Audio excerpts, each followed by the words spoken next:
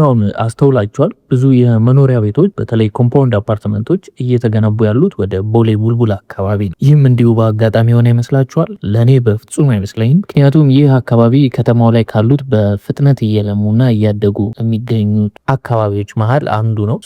አስቡት ላይ አሁን ቦሌ ቡልቡላን ከሎኬሽን አንጻር ብቻ ስናየው ማለት ነው። አንደኛ ከአየር መንገድ ያው ከቦሌ ኤርፖርቱ አለ አይደለ? ከአየር መንገዱ በቅርብ ርቀት መገኘቱ ብዙ ከሀገርም ሆነ ከከተማም ወጥቶ ለሚንቀሳቀሱ ነጋዴዎችም ያው ስራም ላይ ያሉ የመስክ ስራ ማለት ነው። ለነሱም በተጨማሪም ደግሞ ለዲያስፖራውና ለዲፕሎማቶቹም ያው ምቹ ያደርገዋል። ከኤርፖርቱ ጋር ቅርብ ስለሆነ በ2-3 ኪሎ ሜትር ውስጥ ስለሚገኝ ማለት ነው። ሌላ ደግሞ እንዲሁ ሁለተኛውን ነጥብ እኔ የሚታየኝን ሳነሳ ከተማው ላይ አሁን ሰፋ ያሉ ቦታዎችን ማግኘት አስቸጋሪ ነው። ላይ ከተገኘም ደግሞ ውድ ነው። ሰፋ ስላችሁ ይሄ በደንብ ለቀቅ ያሉ ቦታዎችን ማግኘት ከተማው ላይ ቁጥብ እየሆነ መጥቷል። ያው ያደጉት ፓርቶች ማለት ነው። ይሄ ቦሌ ካሳንቺስ ኤሪያዎች ላይ ሳር ቤት ነው መጨመር እንችላለን። እነሱ ላይ ትንሽ ውድነቱ ይታያል። ከነሱም ያው በቅርብ ርቀት እንግዲህ አሁን ከቦሌ አንጻር በቅርብ ርቀት ቦሌ ቡልቡላ ነው የሚገኘውና ለኢንቨስትመንት የተሻሉ አማራጭ መሆኑ የግድ ነው። ምክንያቱም ሰው ወደዛ እየሄደ ነው። ቀስ እያለ እያደገ ወደ እነዚህ አይነት ከተሞች መጠራቱ ስለማይቀር እዛ ላይ ቤዝ ያደርጋል ማለት ነው።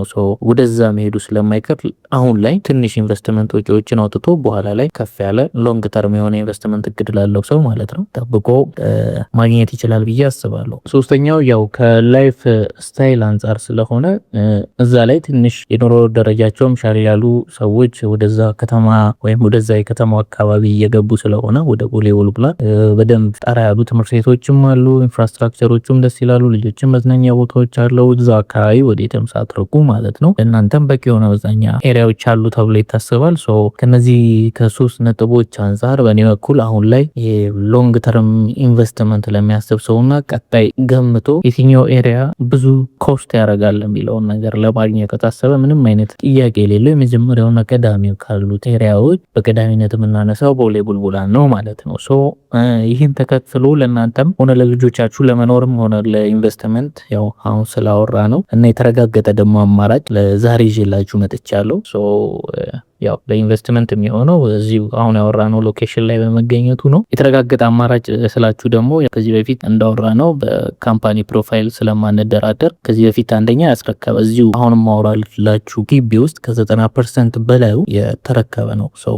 ደንበኛን ነው ደንበኞች ሰዎች ገብተው እየኖሩበት ያለ ፕሩቭን የሆነ ኮምፓውንድ ስለሆነ ለእናንተ ይሆናል ብዬ ስላመጣሁት ማለት ነው። ማን ነው የሚገነባው ከሆነ እንግዲህ ይርጋ ኃይሌ ህንፃ የታወቀ ነው። ያው መርካቶ ላይ ትልቅ ግዙፍ የንግድ ማዕከል ነው። በእነሱ ስር ያሉ ትልልቅ ኢንዱስትሪዎች አሉ። ላይክ ካንጋሮ ፎም ሁላችንም ከልጅነት ጀምሮ ስንጠቀምበት የነበረው ፍራሽ ነው። የነሱ እህት ኩባንያዎች ናቸው። ሪል ስቴት ሴክተሩ ላይ አክቹዋሊ ሰፊ የሆነውን ኤሪያ ይዘውታል። በዛም ውስጥ እንግዲህ ስማቸውን ከፋፍለው ለምሳሌ ሜትሮ ሪል ስቴት ሲባል ሰምታችሁ ሊሆን ይችላል። አልትራ ሲባል ሰምታችሁ ሊሆን ይችላል። እኒ ሪል ስቴት ሲባል ሰምታችሁ ሊሆን ይችላል። ካንጋሮም ሪል ስቴት ሲባል ሰምታችሁ ሊሆን ይችላል። ያው ይሄ ከላይሰንስ አንጻር ለእነሱ እንዲመች አድርገው የከፋፈሉት ነው። ግን እነዚህ አራቱም በአንድ ካምፓኒ ስር የሚተዳደሩ ሪል ስቴቶች ናቸው ማለት ነው። ይህን ማወራላችሁ ያው ግዴታ እንዋል ከማን ጋር ነው ይዋል የምንለውን ማወቅ ስላለብን ነው። እሱ ላይ ግዴታ ፎከስ ማድረግ ስላለብን ማለት ነው። ስለዚህ አሁን ወደ ሳይቱ ሲሄድላችሁ እንግዲህ አሁን እያወሯችሁ ያለው ይህ ሳይት 60,000 ካሬ ላይ ያረፈ ኮምፓውንድ ነው። ግቢ ውስጥ እንደነገርኳችሁ እንግዲህ ከ90% የሚሆነው ቤቶች ወይም ሰዎች እየኖሩበት ነው የሚገኘው። እንግዲህ ኦሬዲ ኑሮ የጀመረ ኮምፓውንድ ነው ማለት ነው። ስለዚህ አሁን እንግዲህ 10% ነው ወይም የመጨረሻው ማለት የምንችላቸውን ያህል ነው ኮምፓውንድ ውስጥ ካሉት የመጨረሻዎቹን ፖርሽኖች ለሽያጭ ያወጣ ነው ማለት ነው። እንደምታዩት G4 ናቸው። ያው G+4 የሆኑ በወለል አንድ አባወራ ብቻ ነው እንግዲህ የምታዩት። ግራውንድ ላይ ባለ ሁለቱ አለ። ሌላው ሁለተኛ፣ ሶስተኛ፣ አራተኛ ባለ 3 መኝታ ናቸው። እነዚህ እንግዲህ እድሜውም ጠና ያለ ሰው ይመጣ እንዲሁም ህመምተኛም ቢኖርባችሁ ቀለል ብሏቸው ኑሯችሁን እንድትኖሩ የሚያደርግ አይነት ነገር ነው። የሊፍት ጋጋታም ላይም ሆነ ታችም ሆነ የሚባል ነገር ስለሌለው አጠር ያሉ ቪላ ስታንዳርድ የሆኑ አፓርትመንቶች ናቸውና በወለል ደግሞ አንድ አባወራ ነው። ፕራይቬሲም መጋፋት አይቻልም ማለት ነው። በዚህ አይነት ሲቹዌሽን ሲሆን አንድ ቢልዲንግ ላይ 4 ሰው ነው የሚኖረው ማለት ነው። ይሄ ደግሞ ሞር የፕራይቬሲያችሁን ይጠብቅላችኋል። ሴኩሪቲ ናችሁ፣ ለደህንነታችሁም ያን ያህል ስጋት አይኖርም ማለት ነው። ከማን ጋር እንደምትኖሩም እዛው የምትተዋወቁት ይሆናል ማለት ነው።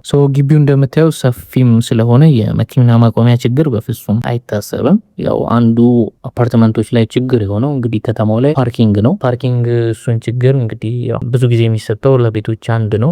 እዚህ ግን ማንም መጥቶ በነፃነት እንግዲህ ሰፋ ያለ ቦታ ስላለ ያን ያህል ደግሞ እንዲህ ሲባል የሚጋፋ ሳይሆን በቂ የሆነ እንግዳም ቢመጣባችሁ የማያሳፍር አይነት የፓርኪንግ ሎኬሽን አላችሁ ወይም ቦታዎች አሳይንድም የተደረጉ አሉ። እንዲሁም ደግሞ ገስት ፓርኪንጎች ሰፋ ያለ አለ ማለት ነው። አንዱ ይሄ ደግሞ ኮምፓውንድ አፓርትመንት ስትገቡ የምትጠቀሙት ጥቅም ነው ማለት ነው። ስለዚህ ቦታዎቹም እንግዲህ ሰፋ ያለ ስለሆነ ያላቸው እንደምታዩት ግቢው ልጆችም ያው ቤት ከመታፈን ወጥተው እንደ ልብ የሚቦርቁበት ኤሪያ ቦታ አላቸው። የታጠረም እንግዲህ ኮምፓውንድ ስለሆነ ለልጆቻችሁም በቂ ጥበቃ አለ። ምንም አይነት ስጋት አይኖርባችሁ ማለት ነው። ቅድም አንስቼላችኋለሁ። ወደ ቤቶቹ ሲሄድ ባለ 2 እና ባለ 3 መኝታ ናቸው። ያው ባለ 2ቱ 107 ካሬ ነው። ባለ 3ቱ ደግሞ 130 ካሬ ሜትር የሆነ ይሄ ሚዲየም የሆኑ አፓርትመንቶች ናቸው። ላይ ኮስት ዋይዝ በደንብ የሚያዋጡ አፓርትመንቶች ናቸው። ያልተጋነነ የተጋነነ ደግሞ የካሬ ሳይዝም ማለት 110 እና 130 ካሬ በቂ ሰፋ ያለ ለመኖር ምቹ የሆነ ነው። እነሱን ያው ሳይቱ ላይ ሄዳችሁ በደንብ የምትጎበኙት ይሆናል። ስለዚህ ዋጋቸውን እንግዲህ ስናየው ደግሞ ያው በሙሉ ፊኒሺንግ ነው የሚሸጠው። ባለ 2 መኝታው 107 ካሬ ጠቅላላው ዋጋ 13 ሚሊዮን 500 ሺህ ብር ብቻ ነው ሙሉ ክፍያው ማለት ነው። ከዚህ ላይ 30%ቱን ቅድመ ክፍያ መክፈል ይጠበቅባቸዋል። 4 ሚሊዮን ብር ይሆናል። ያው 4 ሚሊዮን 100 ሺህ ብር አካባቢ። ባለ 3 መኝታው ደግሞ 130 ካሬው ጠቅላላ ክፍያው 15 ሚሊዮን 600 ሺህ ብር ይጀምራል ማለት ነው። ስለዚህ 30% የዚህ ደግሞ ቅድመ ክፍያው 4.7 ሚሊዮን ብር ይሆናል። እንግዲህ የማስረከቢያው ጊዜ 1 አመት ነው። አስተውሉ። ከዚህ በፊት የገዙ ደንበኞች ኦልሬዲ ከ1 አመት በፊት የገዙት አሁን ተረከበው እየኖሩ ነው የሚገኙት። ቀሪውን 70% በዚህ 1 አመት ውስጥ ከፍላችሁ ትጨርሳላችሁ ማለት ነው። አይኔ ብሩ አለኝ መክፈል እችላለሁ ካላችሁ ደግሞ እንዳከፋፈላችሁ የሚያግዛችሁ ከ3% እስከ 6% ቅናሾችም ተዘጋጅተዋል ማለት ነው። እንግዲህ ለዚህ ሳምንት ከተመረጡት አፓርትመንቶች ወይም ለኢንቨስትመንት እድል ይሄኛውን ቀዳሚ ቦታ ሰጥቼዋለሁ። ስለዚህ በጀታችሁና ኢንቨስትመንታችሁ እቅዳችሁን ከዚህ ጋር ከተስማማ እንዳያመልጣችሁ እያልኩኝ በሌላ ጊዜ ደግሞ በሌላ አማራጭ እንገናኛለን። መልካም ጊዜ።